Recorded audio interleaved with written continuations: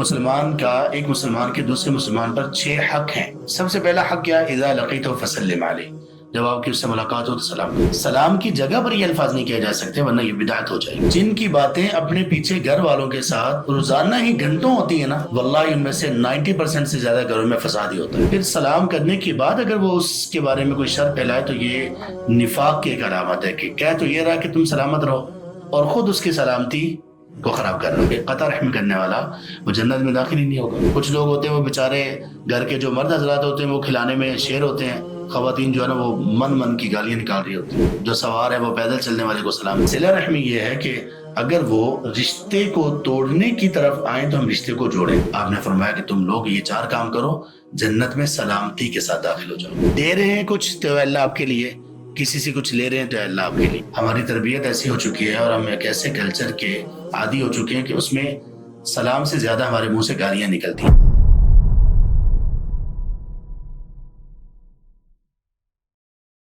وعن عبد الله بن سلام رضی اللہ عنہ قال قال رسول اللہ صلی اللہ علیہ وسلم، سیدنا عبداللہ بن سلام رضی اللہ عنہ سے یہ حدیث مروی ہے۔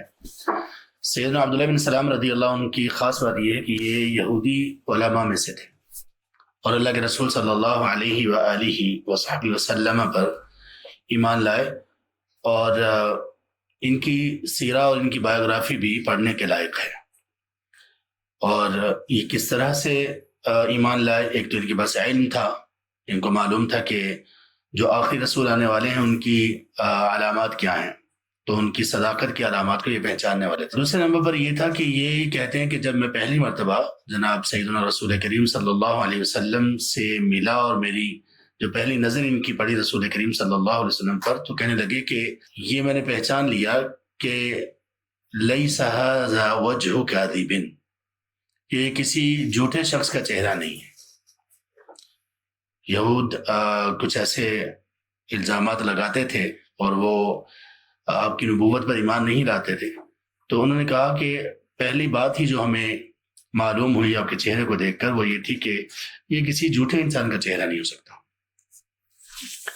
سبحان اللہ، آپ صلی اللہ علیہ وسلم پر نبوت کے آثار اور نبوت کی برکات اور نبوت کا نور یہ تو الگ تھا، لیکن جو شخص سچائی کا عادی ہوتا ہے تو اس سچائی کی رونق اور بشاشت اس کے چہرے سے بھی دکھائی دیتی ہے، اور یہی عالم تقویٰ کا بھی ہے۔ انسان کا جو سچا انسان ہوتا ہے اس کا چہرہ ہمیشہ بڑا پر رونق رہتا ہے، جو ہمیشہ سچ بولنے والا ہے، اور جو جھوٹا شخص ہوتا ہے چونکہ وہ بزدل ہوتا ہے تو اس کا چہرہ کبھی بھی اس طرح سے بارونق نہیں ہو سکتا، بے شک وہ اس کو بارونق کرنے کی پوری کوشش کرے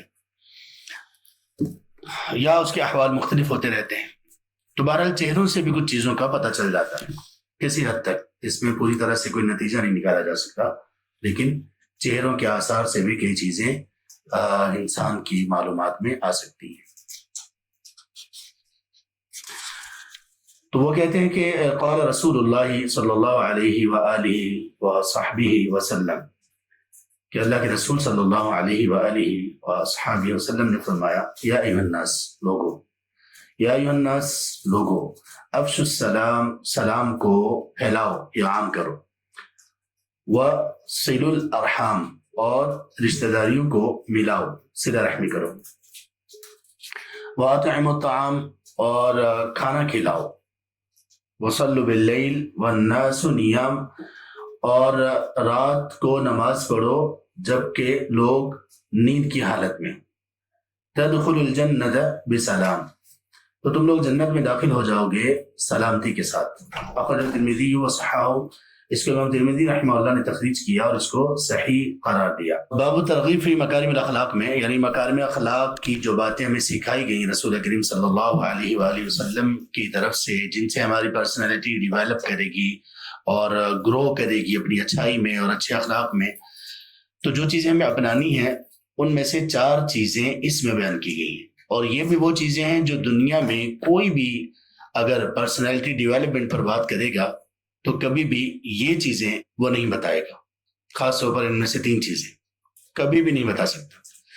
کوئی شخص یہ سوچ بھی نہیں سکتا کہ ان چیزوں کا پرسنالٹی ڈیولپمنٹ کے ساتھ بھی کوئی تعلق ہو سکتا ہے۔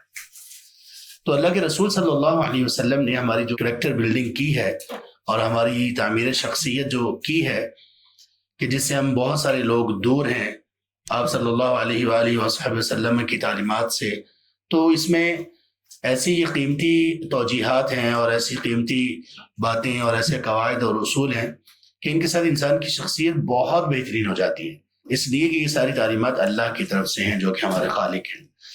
تو جس اللہ نے پیدا کیا، جس اللہ تعالیٰ نے ہمیں تخلیق کیا، وہ اللہ تعالیٰ سب سے بہتر جانتے ہیں کہ ہمیں ہماری امپرومنٹ، ہماری شخصیت کس طرح سے بہترین ہو سکتی ہے۔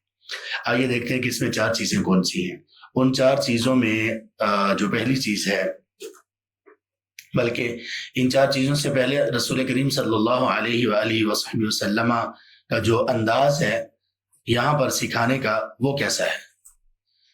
وہ انداز یہ ہے کہ آپ نے ان کو متوجہ کرنے کے لیے اصل بات سے پہلے کہا یا ایھا الناس، لوگو، حالانکہ وہ لوگ متوجہ تھے، سامنے تھے، لیکن آپ نے ان کی مزید توجہ چاہنے کے لیے ان کو کہا یا ایھا الناس۔ اب دیکھیے کہ ہم مختلف حدیث پڑھ رہے ہیں تو آپ کو ہر دوسری حدیث میں رسول کریم صلی اللہ علیہ وآلہ وصحبہ وسلم کا انداز تھوڑا سا مختلف لگے گا۔ تو یہ تھی آپ علیہ الصلوۃ والسلام کی ٹیچنگ کوالٹیز، اور آپ میں جو اللہ تعالیٰ نے ایک معلم ہونے کی صفات رکھی تھی، بہت اعلیٰ، بہت پرفیکٹ اور بہت ہی مؤثر، وہ یہ تھی۔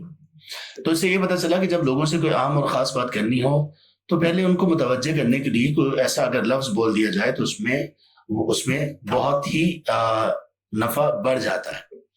جیسے آپ کچھ مرتبہ لوگوں کو بات بتانے اور سکھانے کے لیے ان سے سوال کرتے تھے، جیسے آپ نے کہا کیا اتدرون ما المفلس، کیا تم لوگ جانتے ہو کہ مفلس کون ہوتا ہے؟ حالانکہ عام بات تھی، سب کو معلوم ہے کہ مفلس کون ہوتا ہے، لیکن آپ نے چونکہ اس کے الگ ایک ڈیفینیشن بیان کرنی تھی اللہ کے اذن اور اللہ کی وحی سے، تو آپ نے سوال ایسا کیا۔ پھر ایک مرتبہ آپ نے سوال کیا، راستے سے گزر رہے تھے، بکری کا ایک بچہ تھا، وہ مردہ پڑا ہوا تھا، تو کہا کہ کوئی تم میں سے اس کو خریدنا پسند کرے گا؟ 1 درہم میں خریدو گے؟ تو صحابہ نے کہا اللہ کے رسول، یہ بکری کا بچہ، چھوٹے اس کے کان ہے، یہ تو اگر زندہ ہوتا تو تب بھی یہ ہمارے ہاں عیب سمجھا جاتا ہے تو کوئی نہ لیتا، اب تو یہ مردہ ہے تو کون لے گا؟ تو آپ نے یہ سوال، یہ پوری کنورزیشن کے ساتھ سوال کیا، اور اس کے بعد پھر یہ جو ان کے درمیان بات چیت ہوئی تو پھر بعد میں اصل بات بتانا یہ تھا کہ جتنا یہ بکری کا بچہ تمہیں حقیر معلوم ہو رہا ہے 2 وجہ سے، ایک تو چھوٹے کانوں کی وجہ سے، اور دوسرا اس وجہ سے کہ یہ مردہ ہے، جتنا تمہارے نزدیک اس بکری کے بچے کی کوئی اہمیت نہیں، اللہ کے نزدیک اس پوری دنیا کی اسی طرح سے اس سے بھی بڑھ کر کوئی اہمیت نہیں۔ یعنی یہ بکری کا بچہ جتنا تمہاری نظروں میں حقیر ہے، اللہ کی نظر میں یہ دنیا اس سے زیادہ حقیر ہے۔ تو اب جس انداز میں آپ صلی اللہ علیہ وسلم نے یہ بات بتائی تو وہ لوگ کبھی بھولیں گے نہیں۔ تو یہ ایک انداز تھا آپ صلی اللہ علیہ وسلم کا اپنے طلباء اور اسٹوڈنٹ سے، اتنی محبت کا انداز، اور وہ بھی انتہائی تکریم کرنے والے تھے۔ آپ صلی اللہ علیہ وسلم کی مرتبہ سختی بھی کرتے تھے، کئی مرتبہ آپ نے یہ بھی کہا ما بال اقوام، لوگوں کو کیا ہو گیا، لوگوں کی کیا حالت ہو گئی، کئی مرتبہ یہ بھی آپ صلی اللہ علیہ وسلم نے کہا۔ کئی مرتبہ آپ صلی اللہ علیہ وسلم نے بات شروع کی ویل، ان سے ہلاکت ہے۔ تو مختلف انداز آپ صلی اللہ علیہ وسلم کی ٹیچنگ کے پائے جاتے تھے، اور بات یہ تھی کہ لوگوں تک بات اچھی طرح سے پہنچ جائے۔ ایسے جو سکھائی گئی بات ہوتی ہے وہ بندے کو بھولتی نہیں ہے پھر، اور خاص طور پر وہ بات اگر محبت میں سیکھی گئی ہو، ایک تعظیم اور احترام بھی ہو اس میں ساتھ سکھانے والے کا، تو وہ بات پھر بہت عرصے تک نہیں بھولتی، اور اگر کوئی بندہ اس کو عمل میں لے آئے تو وہ زندگی بھر نہیں بھولتی۔ یہ وجہ تھی کہ صحابہ رضی اللہ عنہ نے نبی صلی اللہ علیہ وآلہ وصحبہ وسلم ان کے اقوال ہی نقل نہیں کیے، بلکہ ان کے افعال اور چہرے کے تاثرات اور جسچرز تک کو بھی نقل کیا، کیونکہ یاد تھا ان کو۔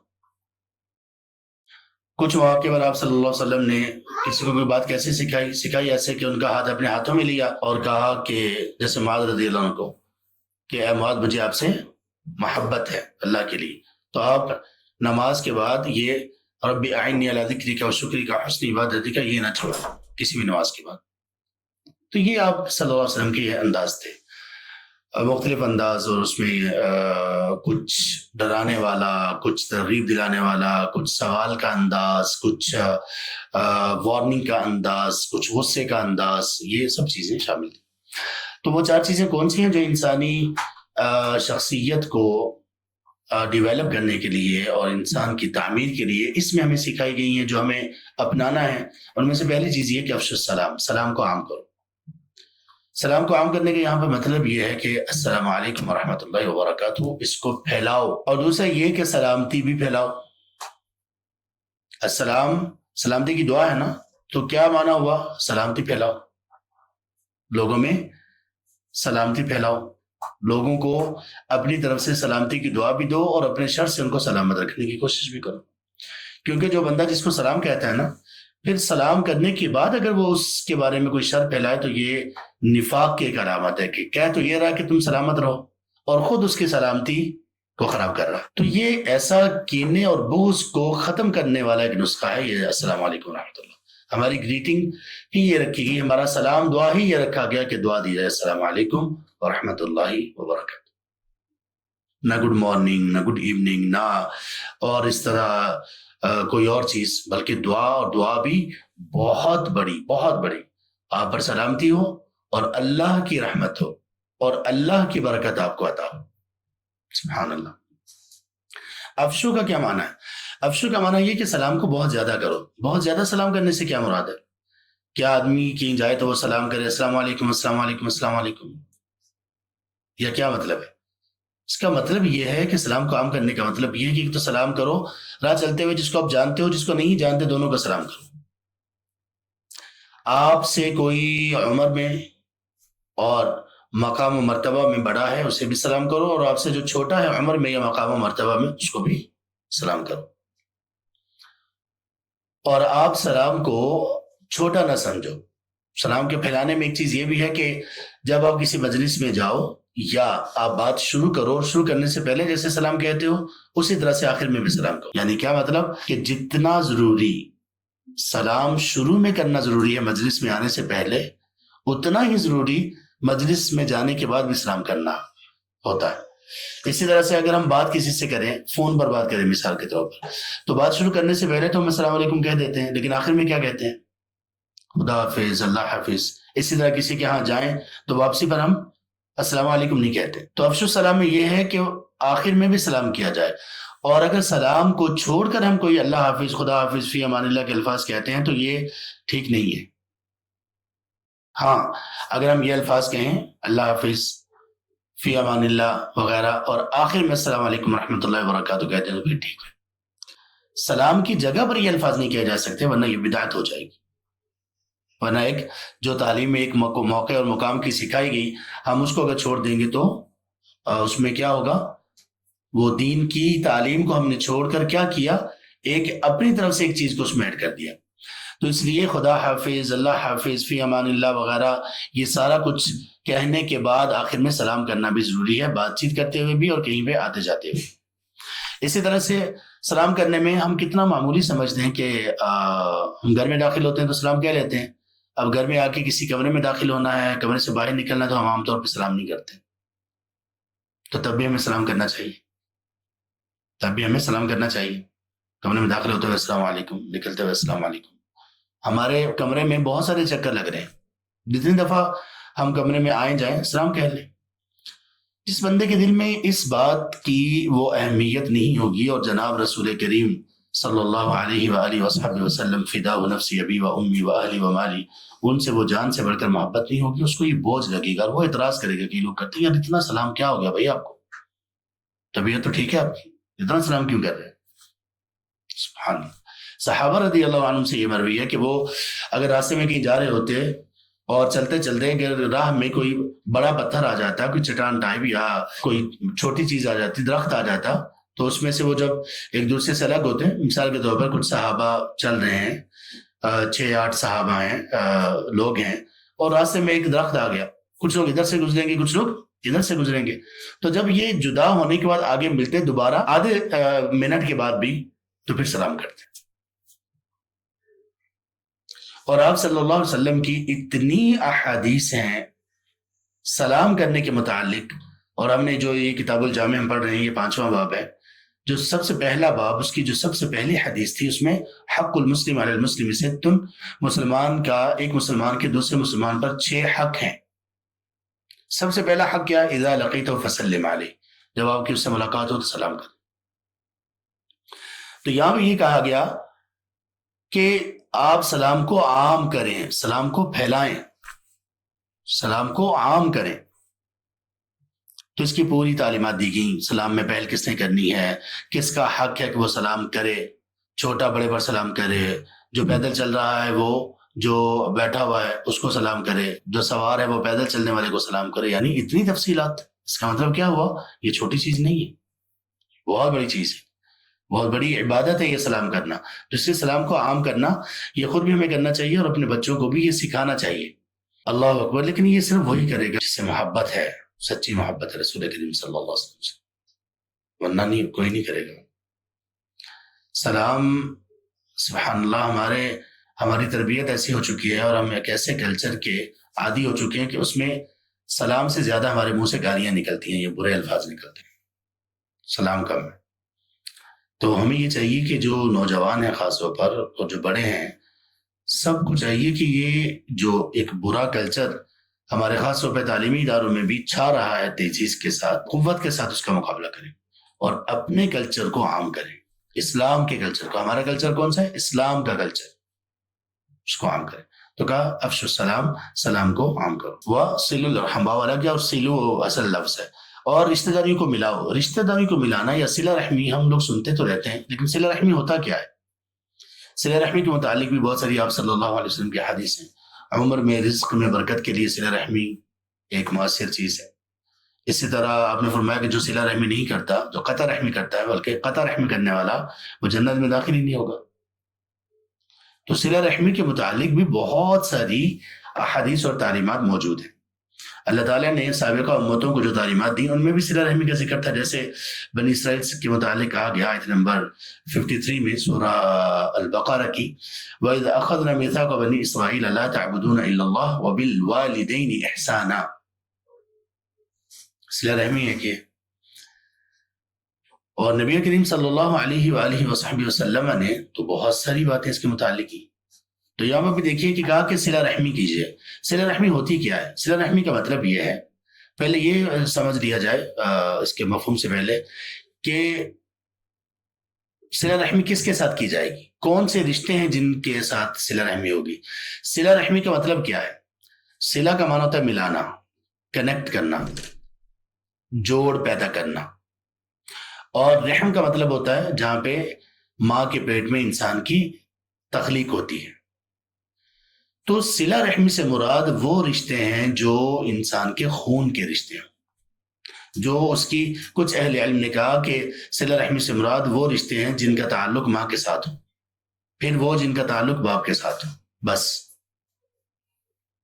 باپ کے ساتھ کون سے رشتے آ گئے؟ چچا وغیرہ اور پھوپھیاں وغیرہ، اور والدہ کی طرف سے ماموں اور خالائیں وغیرہ، اور اسی طرح دادا، نانا، یہ سب تو ظاہر ہے کہ آگے۔ تو یہ اصل وہ رشتے ہیں جن کے ساتھ صلہ رحمی ہے۔ اس کے علاوہ جو رشتے ہیں جیسے سسرال کے رشتے، تو ان کے اوپر یہ صلہ رحمی کا لفظ نہیں بولا جا سکتا۔ ہاں، اس کا مطلب یہ بھی نہیں ہے کہ ہم نے ان کے ساتھ اچھا سلوک نہیں کرنا، نہیں کریں گے۔ اچھا سلوک تو ہر ایک عام مسلمان کے ساتھ بھی ہے، لیکن جو سسرال کے رشتے ہیں ان کے ساتھ بھی خیر خواہی ہوگی، اچھائی ہوگی، بھلائی ہوگی۔ لیکن صلہ رحمی کا لفظ جو بولا جاتا ہے وہ خون کے رشتوں پر بولا جاتا ہے، اور خون کے رشتے بھی قریب کے رشتے، خون کے رشتے بھی یہ جو میں نے گنوائے ہیں ان کے ساتھ۔ اب ان کے ساتھ صلہ رحمی ہوتی ہے۔ اب صلہ رحمی ہے کیا؟ صلہ رحمی یہ ہے کہ اگر وہ رشتے کو توڑنے کی طرف آئیں تو ہم رشتے کو جوڑیں، اس حد تک چلے جائیں کہ وہ رشتے کو توڑنے کی طرف آئیں، رشتہ داری توڑنے کی طرف آئیں، تو ہم رشتہ داری جوڑیں۔ کیسے؟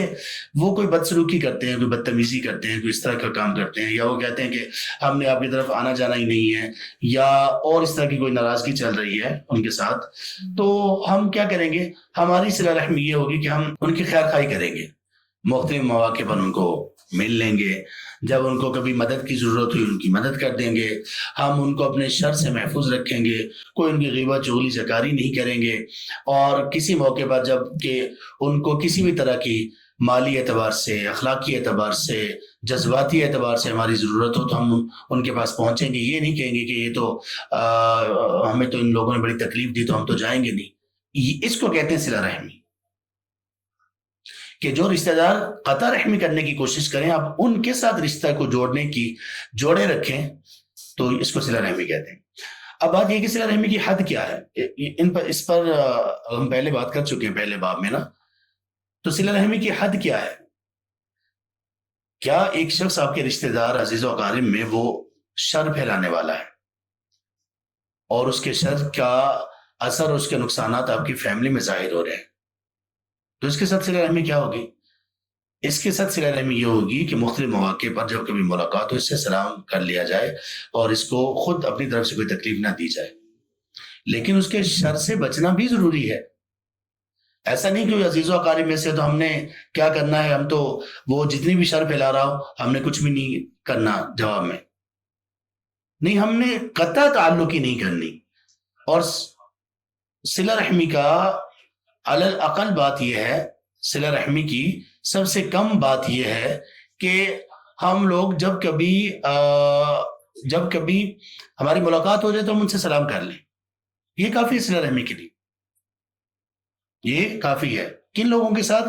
جن لوگوں کی طرف سے ہمیں تکلیف پہنچ رہی ہو، شر پہنچ رہی ہو۔ دیکھیں کوئی بندہ ہمیں تکلیف پہنچا رہا ہے کہ وہ ہماری غیبت کر رہا ہے، یا کوئی بندہ ہماری باتیں، گھر کی باتیں دوسروں کو بتا رہا ہے، تو اس کے ساتھ ہم اس کی شر سے کیسے بچیں گے؟ تو کہ اس کے ساتھ ایسی کوئی بات ہی نہ کرے، یا ان کے ساتھ اس طرح سے ہو کہ جب کبھی ان سے ملاقات یا بات چیت ہو تو سلام دعا کے علاوہ کوئی بات ہی نہ کرے، تو گویا شر سے بچنا ضروری ہے اور قطع تعلقی بھی نہیں کرنی۔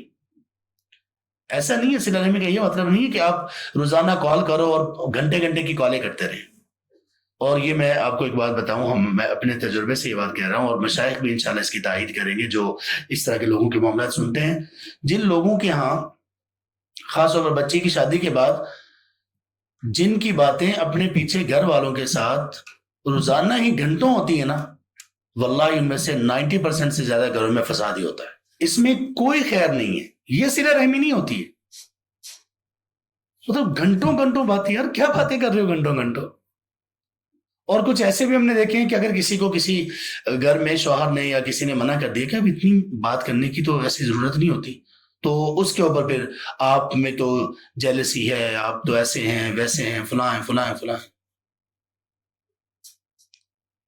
بات چیت ہو، کوئی حرج کی بات نہیں، لیکن اس کی وجہ سے پھر دل وہاں پر اٹکا رہتا ہے، یہاں پہ گھر میں دل نہیں لگتا، پھر بار بار ادھر آنا جانا، یعنی ہر چیز کی ایک حد ہے نا، ہر چیز کی ایک حد ہے، اس کے مطابق اگر رہا جائے تو بڑی اس میں خیر ہوتی ہے۔ تو یہ صلہ رحمی ہے۔ تو پرسنالٹی ڈیولپمنٹ یا انسان کی جو بہتری ہے اس کے لیے کیا کہا گیا کہ آپ سلام کو عام کرو اور صلہ رحمی کرو۔ وَأَطْعِمُ الطَّعَامَ، ہاں صلہ رحمی میں ایک آخری چیز آ گئی، اگر کوئی بندہ ایسا ہے کہ جس نے بہت شر پھیلا رکھی ہے، آپ اس سے قطع تعلق ہی کرنا چاہتے ہو، تو قطع تعلق ہی ہو سکتی ہے لیکن جزوی۔ اگر تو کوئی اتنا بڑا اس کا جرم نہیں ہے تو آپ 3 دن تک اس سے بات چیت کرنا چھوڑ سکتے ہو، لیکن اگر اس سے بھی بڑا جرم ہے تو پھر اس سے بھی زیادہ بات چیت کو منقطع کیا جا سکتا ہے، جیسے اللہ کے رسول صلی اللہ علیہ وسلم نے سیدنا کعب بن مالک اور دیگر جو دو صحابہ تھے جو غزوہ تبوک سے بغیر عذر کے پیچھے رہ گئے تھے، تو ان سے 50 دن تک بات چیت نہیں کی تھی، بالکل بائک آؤٹ کر دیا تھا مکمل طور پر۔ تو کچھ لوگ ایسے بھی ہوتے ہیں ان سے اتنا بائک آؤٹ بھی کرنا پڑتا ہے۔ تو اس میں درمیانی بات یہ ہے کہ اگر جس سے شر پہنچا اور بار بار اس کی طرف سے شر پہنچ رہا ہو تو اس کے ساتھ یہ درمیانی ایک رائے ہے کہ بات چیت کو ختم کر دیا جائے، اور مختلف مواقع میں جب ملاقات ہو تو بہت اچھے انداز سے ملاقات کی جائے، سلام دعا کی جائے، اور اس کے ساتھ جب ان کو کبھی ضرورت پڑے کسی طرح کی مدد کی تو ان کی مدد کر دی جائے۔ تیسری چیز ہے وَأَطْعِمُ الطَّعَامَ، کھانا کھلاؤ۔ کھانا کس کو کھلانا ہے؟ سب سے پہلے جن لوگوں کو کھلانا آپ پر فرض ہے، آپ کے اہل و عیال، اور اگر آپ کے والدین خود اپنا کما اور کھا نہیں رہے تو ان کی بھی ذمہ داری اگر آپ پر ہے تو ان کو بھی، اسی طرح سے اور جس کی ذمہ داری آپ پر ہے اس کو کھلانا ضروری ہے۔ اس کے علاوہ باقی بھی لوگوں کو کھلانا، جو ضرورت مند ہے ان کو کھلانا، دو صحابہ کو کھلانا، یہ سب چیزیں اس میں آ جاتی ہیں۔ کھانا کھلانا یہ بہت بڑی نیکی ہے، اور اس بہت بڑی نیکی کا اصل یہ ہے کہ انسان میں خرچ کرنے کا جذبہ پیدا ہو، اور دوسروں کی مدد کا، دوسروں کے ساتھ تعلق کو استوار کرنے کا جذبہ پیدا ہو۔ ایسا نہ ہو کہ کسی عزیز و اقارب میں کسی ایک کے ساتھ ہی، یا جو لوگ ذرا مالدار ہیں ان کو دعوت میں بندہ بلا لے، دوسروں کو چھوڑتے نہیں، ایسا نہیں۔ اس کا دسترخوان ہمیشہ فراخ رہنا چاہیے۔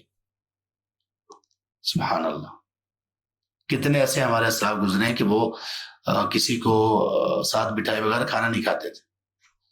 ان کو یہ بات کھٹکتی تھی کہ آج ہمارے گھر میں کوئی مہمان کیوں نہیں ہے۔ سبحان اللہ۔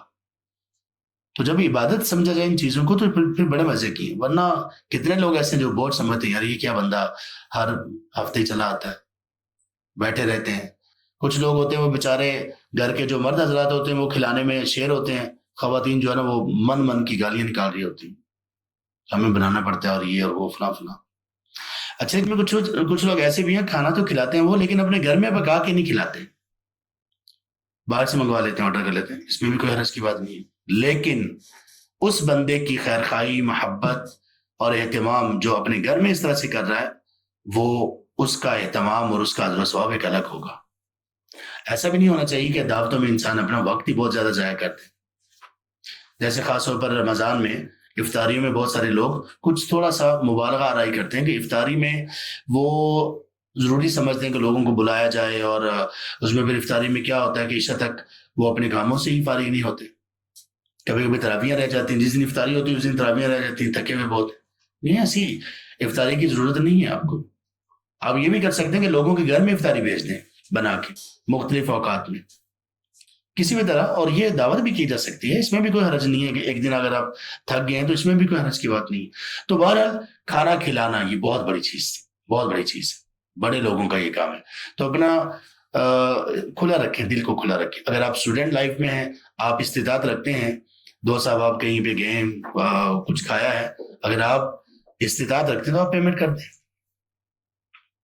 آپ پیمنٹ کر دیں۔ اس طرح لوگوں کو کبھی کبھی آپ انوائٹ کر لیں اپنے گھر میں، اگر اللہ نے اتنی استطاعت دی ہے تو یہ سب باتیں اس میں آتی ہیں۔ اب اس کو دیکھ کر دیکھیں، یہ ایک حکم ہے کھانا کھلانا۔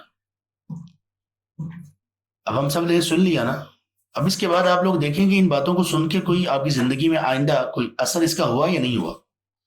اگر نہیں ہوا تو پھر تو یہ اسی طرح سے ہم بات سن رہے ہیں جیسے ہم کسی بھی عام بندے کی بات سن لیتے ہیں۔ بات سن لی، کانوں میں آئی، چلی گیا، یار اچھی بات تھی۔ کسی عام بندے کی، وہ جتنا بھی معزز ہو، محترم ہو، اس کی بات سننا، رسول کریم صلی اللہ علیہ وسلم کی بات سننا، کچھ فرق تو ہونا چاہیے نا، فرق تو ہونا چاہیے۔ تو کھلا رکھیں، اپنا دسترخوان کھلا رکھیں، مال خرچ کریں، جیسے ہم نے کل حدیث میں پڑھا، ما نقصت صدقۃ من مال، صدقہ کبھی مال میں کمی نہیں پیدا کرتا۔ سکھائیں، بچوں کو بھی سکھائیں، بخل نہ کریں۔ تو جب انسان ان چیزوں پہ ہوتا ہے تو دنیا کی محبت میں گرفتار نہیں ہوتا۔ چوتھی اور آخری چیز یہ ہے، وَصَلُّوا بِاللَّيْلِ وَالنَّاسُ نِيَامٌ، تم رات کو نماز پڑھو جبکہ لوگ سوئے ہوئے ہوں۔ اس سے مراد فرض بھی ہے عشاء کی نماز، اور اس سے مراد تہجد کی نماز بھی ہے، کہ جب لوگ سو رہے ہوں، یعنی عام طور پر سو رہے ہوتے ہیں۔ تو اس سے مراد ایک تو منافقین تھے اس دور میں، منافقین تھے، وہ عشاء کی نماز، ان پہ عشاء اور فجر کی نماز بہت بوجھل تھی، اس لیے کہ وہ سو جاتے تھے، جلدی سونے کا اس وقت وہ تھا۔ ہمارے یہاں تو اب عشاء کے بعد تو اکثر لوگوں کی آنکھیں کھلتی ہیں، ایسی وہ طبیعت ایک بن چکی ہے۔ مطلب ہم نے تو یہ سنا تھا کہ رات کو الو جاگتا ہے، لیکن ہمارے ہاں تو لوگوں کی آنکھیں ہی رات کو کھلتی ہیں، اور بلا وجہ دیر تک جاگنا، کھانے بھی رات کو بن رہے ہیں۔ یہ بہت الٹ سسٹم ہے، اس کا پورے معاشرے پر اور انسان کی پوری زندگی پر، اس کی صحت پر بہت برا اثر پڑتا ہے، اور پڑ رہے ہیں اثرات۔ اس لیے ڈاکٹرز کہتے ہیں کہ لوگوں میں وہ بیماریاں اب آ رہی ہیں، نوجوانوں میں، 22-24 سال کے نوجوانوں میں، جو کبھی 40-45 سال سے پہلے کبھی ہم نے سنی بھی نہیں تھی کہ لوگوں میں آئے۔ اس کا ایک سبب یہ بھی ہے کہ رات کی نیند کو پورا نہ کرنا۔ تو تہجد، اسی طرح تہجد جو نفل عبادات ہیں ان میں بہت بڑی ہے، سب سے بڑی عبادت تہجد کی نماز ہے۔ لوگ سو رہے ہوتے ہیں، اسی سے کچھ اہل علم نے یہ استدلال کیا کہ یہ جو رات کی نماز ہے، لوگ سوئے ہوئے ہیں، مراد اس سے یہ ہے کہ جس نیکی سے لوگ غافل ہوں اس نیکی کو کرنے کا اجر عام نیکی کو کرنے کے اجر سے بہت بڑا ہے، جس سے لوگ غافل ہوں۔ مثال کے طور پر ایک آدمی وہ ویسے تو خرچ کرتا رہتا ہے، لیکن وہ خرچ کرنے میں یہ نہیں دیکھتا کہ کس کو ضرورت زیادہ ہے۔ ایک آدمی وہ یہ کہتا ہے کہ یار میں کچھ ایسے لوگوں کو جانتا ہوں، ان کی زندگی بہت تنگی میں گزر رہی ہے، تو ارادہ ہمارا یہ کہ اس کو کوئی چھوٹا موٹا کاروبار شروع کروا دیا جائے۔ اب اس چیز میں لوگ تھوڑے سے غافل ہوتے ہیں کہ ایسا بھی کیا جا سکتا ہے، تو ایسی نیکی کرنا جس سے لوگ غافل ہوں اس کا بہت بڑا اجر ہوتا ہے۔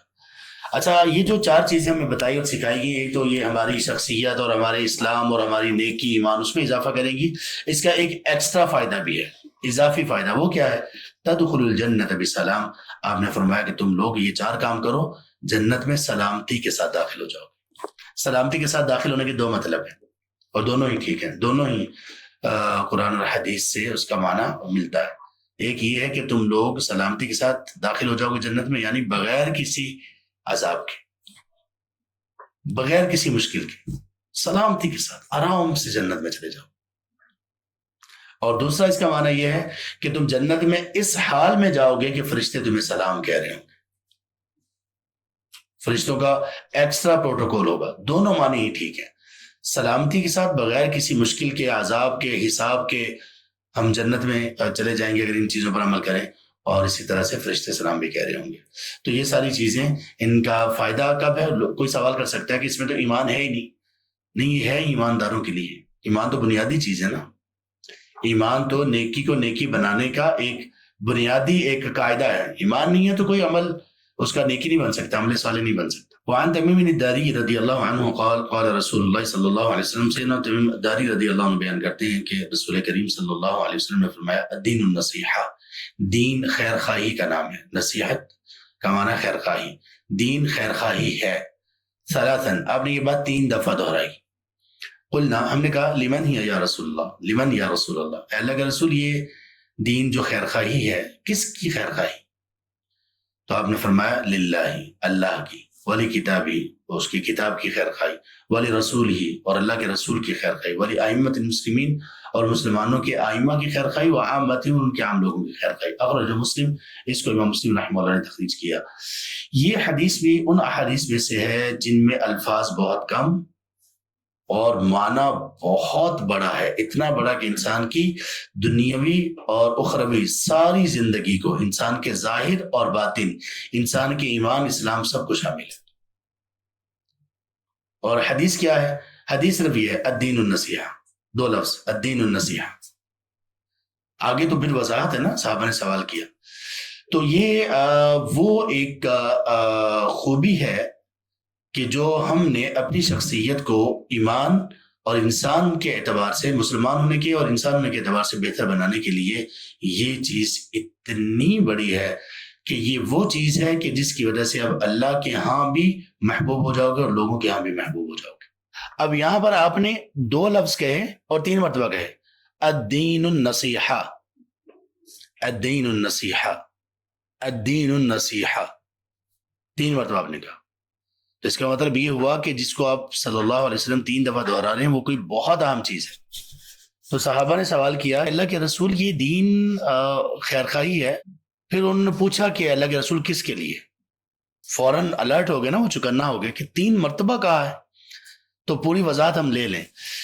تو پہلے معنی سمجھ لیتے ہیں دین النصیحہ کا مطلب کیا ہے۔ الدین کا مطلب کیا ہے؟ بھلا لائف سٹائل ہو گیا، وے آف لائف ہو گیا، لیکن الدین کیا ہے؟ اسلام، یعنی اسلام بطور دین یا اسلام زندگی گزارنے کے طریقے کے اعتبار سے اگر اس کا ایک لفظ میں انٹرو کروانا ہو تو وہ کیا ہے؟ النصیحہ۔ کہ یہ جو دین ہے نا ہمارا اسلام، یہ اس کی ساری تعلیمات خیر خواہی پر مبنی ہے۔ سبحان اللہ، اللہ اکبر۔ یعنی کتنی بڑی بات ہے کہ ہر اعتبار سے ہر طرح کا شر، ہر طرح کی برائی، ہر طرح کی قباحت، غیبت، چغلی، حسد، کینہ، بغض، گالم گلوچ، سب چیزیں ہی ختم ہو گئی۔ کہ اس دین کی نیچر کیا ہے؟ نیچر یہ ہے کہ یہ دین خیر خواہی آپ کو کرتا ہے، آپ کی یہ خیر خواہی کا نام، ہر معاملے میں خیر خواہی، ہر کسی کے ساتھ خیر خواہی۔ پھر صحابہ نے پوچھا اللہ کے رسول اگر یہ دین اس کا جو بنیادی اس کی وہ جو چیز ہے پہچان ہے وہ اگر خیر خواہی ہے تو اے اللہ کے رسول یہ بتائیے کس کی خیر خواہی کرنی ہے؟ تو پھر آپ نے 5 چیزوں کا نام لیا کہ اللہ کی خیر خواہی اور کتاب، اللہ کی کتاب کی خیر خواہی، رسول صلی اللہ علیہ وسلم کی خیر خواہی، اور مسلمانوں کی ائمہ کی خیر خواہی اور عام لوگوں کی خیر خواہی۔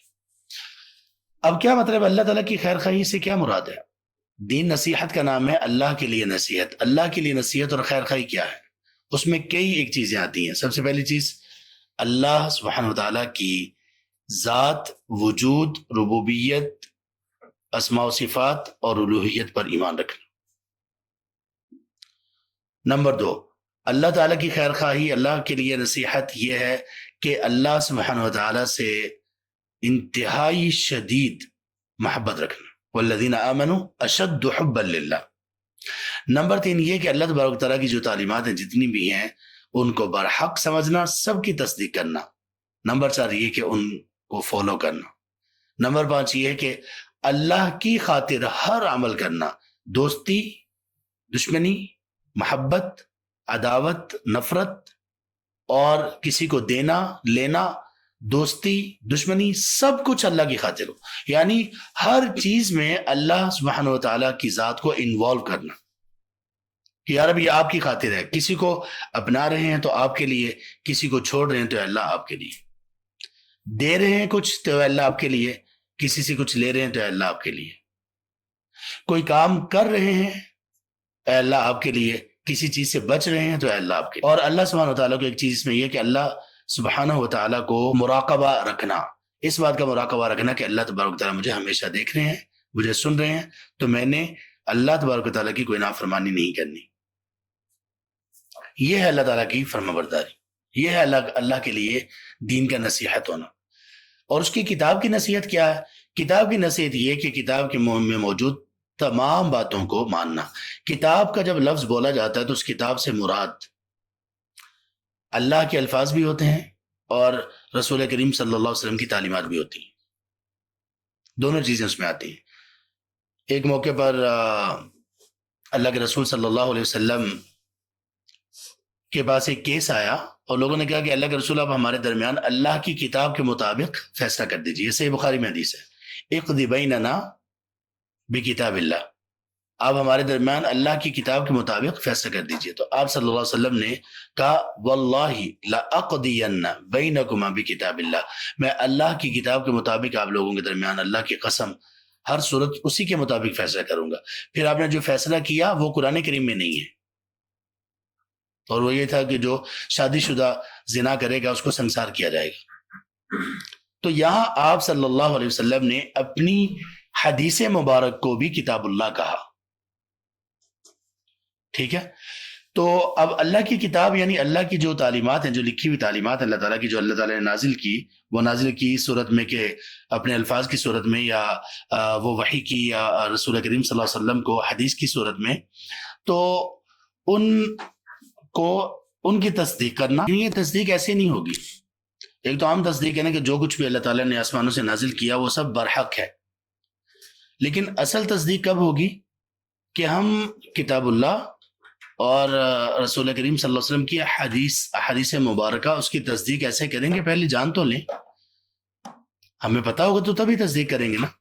جب ہمیں علم نہیں ہوتا اور کچھ لوگ ہمیں کہتے ہیں کہ دیکھیں یہ بات حدیث میں آئی ہوئی ہے، یہ تو ایسے نہیں ہو سکتی، تو انسان کبھی کبھی تصدیق سے ہی پھر جاتا ہے۔ جیسے چند دن پہلے وہ ایک غامدی صاحب کے داماد بھی ہیں، وہ ان کی اور حمزہ عباسی، تو وہ بات کر رہے تھے سیدہ عائشہ رضی اللہ عنہ کی عمر پر کہ شادی کے وقت کتنی عمر تھی، اور اس میں اس کا خیر کچھ تھوڑی سی ہم نے اس پہ بات کی ہے انکری بھائی کے سامنے۔ تو اس میں اب وہ یہ کہہ رہے ہیں کہ جو شخص یہ کہتا ہے کہ سیدہ عائشہ رضی اللہ عنہ کی عمر رخصتی کے وقت 9 سال تھی، اس کا عقل سے کوئی تعلق ہی نہیں ہے، عقل اس کو دور پھینک دیتی ہے، اور یہ ہے وہ ہے، بس ہماری کتابوں میں یہ بات آ گئی اس لیے لوگوں نے اس کو وہ بنا لیا۔ اب کتابوں کا نام نہیں لیا، اب وہ کس کتاب میں ہے؟ کون سی کتابوں میں ہے؟ صحیح بخاری میں، صحیح مسلم میں، سنن ابی داؤد میں۔ تو ان میں یہ ہمت نہیں ہوئی کہ ان کا نام لیں۔ اب یہ جو باتیں کر رہے تھے کہ یہ ساری باتیں مطلب عقل کے ہی منافی ہیں، عقل اس کو دیوار پر دے مارتی ہے وغیرہ وغیرہ، اور ساتھ صحیح بخاری کہیں گے تو لوگوں کی ہنسی نکل جائے گی کہ کون بات کرتا ہے کس کے بارے میں. ایسے ہی ہے نا، تو انہوں نے اپنے آپ کو اس میں وہ تھوڑا سیف رکھا، سمجھدار لوگ ہیں. تو جب ہمیں علم ہی نہیں ہوگا تو ہم تو ایسے جو ڈاؤٹس ہیں فوراً ان کا شکار ہو جائیں گے. ایسے ہی ہے نا. تو اللہ کی کتاب کی، اللہ کی نازل کردہ تعلیمات کے ساتھ خیر خواہی یہ ہے کہ ہم ان کو سیکھیں ان کو، سمجھیں ان کو، پھر خیر خواہی یہ کہ ان پر عمل کریں، پھر خیر خواہی یہ کہ ان کو آگے پھیلائیں. سب باتیں، اور ان کو اپنا اوڑھنا بچھونا بنا لیں. ولی رسول ہی، رسول کی خیر خواہی کیا ہے؟ جان سے بھی بڑھ کر محبت رسول سے ہو صلی اللہ علیہ وسلم، اور پھر اس اتنی محبت کے جو تقاضے ہیں ان کو پورا کیا جائے. جس سے بہت زیادہ محبت ہونا تو بندہ مجبور ہوتا ہے ہر وقت اس کا ذکر کرنے کے لیے. ایسا ہی ہے نا، کسی نے شعر میں کہا یا اسی کا تذکرہ کرے ہر شخص یا کوئی ہم سے گفتگو نہ کرے. ایسا ہی ہوتا ہے نا، بندے کو جس چیز کا شوق، جس سے محبت ہوتی ہے، وہ کوئی شخص ہو یا کوئی چیز ہو، ہر وقت اسی کا ذکر. جس کو کرکٹ کا شوق ہے ہر وقت ہر بات میں کرکٹ، کسی کو فٹ بال کا شوق ہے، وہ کسی کو، یعنی جو جس چیز کے محبت میں مبتلا ہے. اللہ کے رسول صلی اللہ علیہ وسلم کے ساتھ خیر خواہی کا تقاضا یہ ہے کہ سب سے بڑھ کر محبت ہو. اور محبت کیسی ہو؟ ایسی کہ سبحان اللہ، ہم آپ کی باتوں کو شوق کے ساتھ سیکھیں، سمجھیں، عمل کریں اور آگے پھیلائیں. اور اسی طرح اللہ اور اس کے رسول کی خیر خواہی میں یہ چیز بھی شامل ہے کہ انتہائی زیادہ تعظیم کی جائے اللہ تعالیٰ کی، انتہائی زیادہ اللہ تعالیٰ سے محبت ہو، اور اس کے بعد رسول کریم صلی اللہ علیہ وسلم کا بھی احترام بہت زیادہ ہو. آپ کے جو افعال ہیں ان پر عمل کرنے کا شوق بہت زیادہ ہو. اور ایک خیر خواہی کا ایک صورت یہ بھی ہے کہ رسول کریم صلی اللہ علیہ وسلم کے احادیث کے متعلق جو لوگوں کے بیچاروں کے جو ڈاؤٹس ہیں، ان کی اپنی نادانی اور حماقت اور کم علمی اور جہالت کی وجہ سے ان کو دور کیا جائے، اور حدیث کے متعلق ڈاؤٹس کو ختم کرنے کے لیے کوشش کی جائے. اور یہ کوشش کیسے ہوگی؟ علم میں پختگی حاصل کر کے اور ایک باقاعدہ ایک منظم انداز میں حدیث کے علم کو حاصل کر کے آگے پھیلا کر. ہمارے ہاں تو حدیث کے علم کی ترویج، جس کو سیکھنا وغیرہ، اس کا اہتمام سرے سے نہیں ہے. آپ دیکھ لیں کہ لوگوں کے یہاں حدیث کی کلاس کتنی چل رہی ہے، اور اس کے کئی ایک اسباب ہیں. کئی دیندار لوگ بھی اس کا سبب ہیں کہ انہوں نے خود ایسے اصول و ضوابط بنا لی جس کی وجہ سے حدیث کی اہمیت ہی کم ہو گئی. تو بہرحال یہ اللہ کے رسول صلی اللہ علیہ وسلم کی خیر خواہی ہے، آپ کی بات کو سب سے مقدم رکھنا، آپ کی ذات کو سب سے مقدم رکھنا، آپ کی عزت ناموس کے لیے جان کو قربان کر دینا. سبحان اللہ، ساری چیزیں ہونی چاہیے. ولی ائمۃ المسلمین، اور مسلمانوں کے اماموں کی خیر خواہی. امام سے مراد کیا ہے؟ امام سے مراد وہ ہے کہ جو لیڈر ہو، جس کے اندر کچھ لوگ ہوں. اس سے مراد حکمران بھی ہیں، اس سے مراد علماء بھی ہیں، اس سے مراد گھر کا سربراہ بھی ہے، اس سے مراد کسی بھی ادارے کا بڑا باس، وہ بھی اس سے مراد ہے. اب ان سب کی خیر خواہی کیا ہوگی؟ حکمرانوں کی خیر خواہی یہ ہے کہ ان کی اطاعت و فرمانبرداری کی جائے، ماں سوائے ان اعمال کے جن میں وہ اللہ اور اس کے رسول کی نافرمانی کا حکم دے. ان کے لیے دعائے خیر کی جائے، ہدایت کی دعا کی جائے، ان کے لیے شر نہ پھیلایا جائے، لوگوں میں بدگمانیاں نہ پھیلائی جائیں. تو بہرحال یہ ہے کہ ان کی خیر خواہی کی جائے، ان کے لیے خیر کی دعا کی جائے. امام احمد بن حنبل رحمہ اللہ نے، حالانکہ وہ 3 بادشاہوں کے ظلم کا شکار ہوئے، لیکن انہوں نے بغاوت نہیں کی. یہ نہیں کہا لوگوں کو بس چڑھ دوڑو ان پر.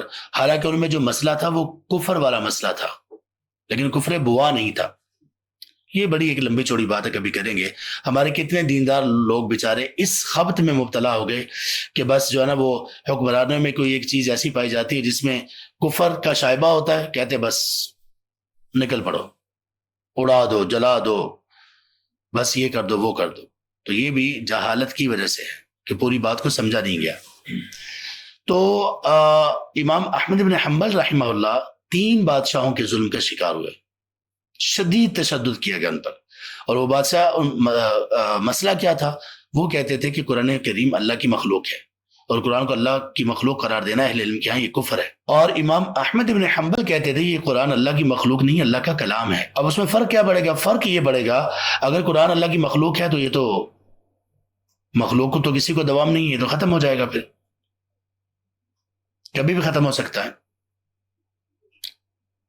ایک یہ چیز، اگرچہ قرآن کے الفاظ آخر میں اٹھا لیے جائیں گے قیامت کے قریب، وہ اٹھنا اور ہے، ختم نہیں ہوگا، یہ فنا نہیں ہوگا، یہ اللہ کی مخلوق ہو تو یہ ختم ہو جائے گا، مخلوق کو تو فنا ہے، اللہ کی صفت ہے تو پھر اس کو فنا نہیں ہے، ایک یہ چیز۔ دوسرا یہ چیز کہ اس کے جو تعلیمات احکامات ہیں، اوامر اور نواہی ہیں، یہ کرو یہ نہ کرو، یہ سب کچھ کانسیپٹ ہی ختم ہو جائے گا۔ کیوں؟ اس لیے کہ مثال کے طور پہ حکم ہے کہ اقیم الصلاۃ وآتوا الزکاۃ، اب اس کو ہم حکم کے طور پر نہیں لیں گے، ہم کہیں گے یہ جو اقیم الصلاۃ ہے نا یہ مخلوق ہے، یعنی یہ الفاظ اللہ کی مخلوق ہے، اس کا کوئی معنی نہیں، مخلوق کا کوئی معنی نہیں ہوتا۔ پہاڑ اللہ کی مخلوق ہے نا، کیا معنی ہے؟ کوئی معنی نہیں ہے۔ تو ہم پھر کیا کریں گے؟ اگر قرآن نعوذ باللہ اگر مخلوق ہو جائے تو یہ تو سارے الفاظ جو ہیں یہ ایک شکل ہے، جیسے ہماری ایک شکل ہے، انسان کی ایک شکل ہے، الفاظ کو ایک شکل دے دی گئی اور ان الفاظ کو اللہ نے پیدا کیا ہے۔ تو یہ بات ان حکمرانوں کے ذہن میں نہیں آ رہی تھی۔ اب امام احمد بن حنبل رحمہ اللہ نے ان پر خود کفر کا فتویٰ کیوں نہیں لگایا؟ اس لیے نہیں لگایا کہ ان کو معلوم تھا کہ یہ تعویل کر رہے ہیں، اس کی ایک معنی بیان کر رہے ہیں جو ان کے ذہن میں سمایا ہوا ہے، اور ان کا قصد اس سے یہ نہیں کہ یہ اس میں کفر کریں، وہ گمراہی پر تھے، جہالت پر تھے۔ لیکن اس کے باوجود امام احمد بن حنبل رحمہ اللہ کا قول ہے کہ اگر مجھے یہ معلوم ہو کہ میری ایک دعا قبول ہوگی، ایک دعا ایسی ہے جو میری قبول ہوگی، تو میں وہ دعا حکمرانوں کے لیے کروں گا۔ اسی طرح اگر علماء ہیں اس سے مراد، تو ان کی خیر خواہی کیسے ہوگی؟ ان کی خیر خواہی ایسے ہوگی کہ ان سے ان کی عزت تکریم کی جائے، ان سے علم حاصل کیا جائے، اور ان کی جو اخطاء ہیں ان کو شائع نہ کیا جائے، اور ان کے ساتھ جو تعلق ہے وہ تعلم اور تعلیم کا ہونا چاہیے، اور اسی طرح سے اسلام کے نظام، اسلام کی تعلیم کو آگے بڑھانے کے لیے ان کا مکمل ساتھ دیا جائے، اور کسی جگہ پر اگر وہ لوگ اگر کسی مسئلہ میں وہ حق پر نہیں ہے اپنے اجتہاد کی وجہ سے، تو اس کی وجہ سے ان کی تحقیر اور تذلیل اور ان کی انسلٹ نہ کی جائے، اور ان کا ادب و احترام کیا جائے، ان کو بلانے میں، ان کے ساتھ رویے میں، ہر اعتبار سے۔ اللہ کے رسول صلی اللہ علیہ وسلم کی ایک حدیث یہ ہے کہ فَلَيْسَ مِنَّا مَن لَّمْ يَعْرِفْ لِعَالِمِنَا حَقَّهُ او کما قال، کہ وہ ہم میں سے نہیں ہے جس نے ہمارے عالم کا حق نہ پہچانا۔ اور اس کے علاوہ آپ دیکھیں علماء کی فضیلت کو اتنا کافی ہے کہ یہ انبیاء کے وارث ہیں، تو یہ نہیں کہ ان کی ایسی تقلید کی جائے جو بالکل اندھی تقلید ہو، بغیر کچھ سوچے سمجھے، تو یہ ان کے حقوق میں سے۔ اور اسی طرح اگر کوئی عام آدمی ہے، کسی کمپنی کا وہ کوئی ہیڈ ہے، کوئی کسی انسٹیٹیوٹ کا وہ مدیر ہے یا کچھ ایسا ہے، یعنی پرنسپل وغیرہ ہے، اس کی خیر خواہی کیا ہے کہ اس کے جو معاملات ہیں اس کو بھی اس پر اختلاف کر کے، ادھر ادھر باتیں کر کے اس بیچارے کی معاملات کو اور کام پر برا اثر نہ ڈالا جائے۔ ایسا ہوتا ہے نا عام طور پر کمپنی میں، ایک ہی کمپنی میں کام کرنے والے لوگ اپنے باس کے خلاف ہی باتیں کر رہے ہوتے ہیں، کبھی تو اس میں کچھ ایسی چیزیں ہوتی ہیں اور کبھی نہیں ہوتی، صرف حسد، جلن اور اس طرح کی چیزیں ہوتی ہیں، نہیں ایسے کام نہیں چلتے۔ اس طرح اگر گھر کا سربراہ مراد لیا جائے تو اس کی خیر خواہی ہے کہ اس کی اطاعت اور فرما برداری کی جائے، عزت تکریم کی جائے، اور جو ویلیوز ہیں، اخلاقی ویلیوز، ان کا خیال رکھا جائے۔ وعامتہم، اور عام مسلمانوں کی خیر خواہی کیا ہے؟ عام مسلمانوں کی خیر خواہی یہ ہے کہ ان کو اپنے شر سے بچایا جائے اور جتنا ممکن ہے ان کو نفع دیا جائے، اور اس سلسلے میں وہ ساری تعلیمات اسلام کی ہیں۔ اپنے ہاتھ سے، زبان سے ان کو تکلیف سے محفوظ رکھو، ان کی خیر خواہی کرو، ان کے ساتھ اچھے سلوک کرو، جب ان سے ملاقات کرو تو مسکرا کر ملو، ان کو سلام کرو، ان کو تکلیف سے بچاؤ، تیمارداری کرو، فوت ہو جائیں جنازے میں شرکت ان کے کرو، دعا کرو، دعا خیر کرو ان کے لیے، مغفرت کی دعا کرو، زندگی میں دعا خیر کرو، مشورہ مانگے تو اچھا مشورہ دو، یہ ساری چیزیں خیر خواہی میں آتی ہیں۔ اسی پر ہم آج کا اکتفا کرتے ہیں۔